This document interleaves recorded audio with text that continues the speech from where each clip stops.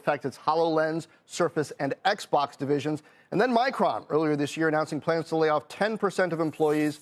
Executive salaries also coming down now as much as 20%. Meanwhile, the economy is still adding jobs at quite a pace. So where are the tech workers impacted by recent layoffs finding new employment?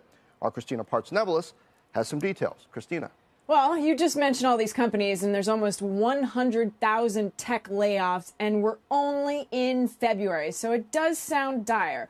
But tech employees are actually still in very high demand. So according to Indeed, almost half of the top 25 are tech jobs, with data and cloud engineers actually the most sought after. The difference this time around in this labor force is that the job wanted signs aren't coming from big tech firms. Instead, they're coming from, and then they're not coming from big tech firms. That's because there's so many layoffs. But instead, more than half of those job postings are coming from fields like consulting, finance, and defense. The aerospace and defense industry making up the majority of Indeed's top 20 companies hiring tech workers right now. Take, for example, defense giant Northrop Grumman. Listen in.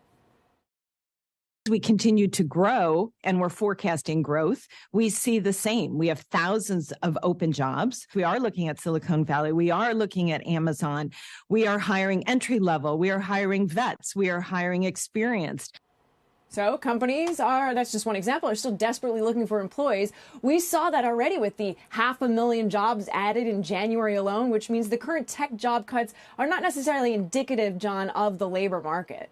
Christina, I think there's often this sort of fallacy that people get into. Just because a tech company is cutting jobs doesn't mean that they're cutting tech jobs, right? A lot of times it's recruiters, it's sales and marketing people who are most affected, not the engineers. But I guess the point is that a lot of non-tech companies are still hiring tech workers.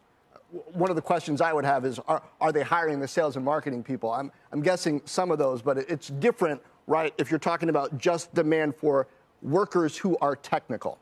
Yeah, it is different. However, I looked at specifically even the semiconductor space, and it was a lot of high-level PhDs that were let go, as well as managers. So maybe managers, that's an easily transferable skill. But the interesting thing, too, is that they're not being laid off for very long, actually a short period. I spoke to ZipRecruiter's economist just about that, and listen to what she had to say.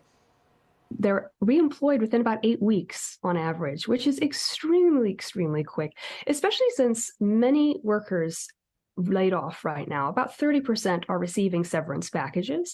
The average length of a severance package is 16 weeks. And ZipRecruiter's actually found that 42% of those surveyed were laid off as of July 1st, found even higher paying tech jobs, whether it be marketing, sales, like you mentioned, leaving many better off because they're getting hired within 8 weeks. Some of them have severance, and they may even be getting paid more than their previous job.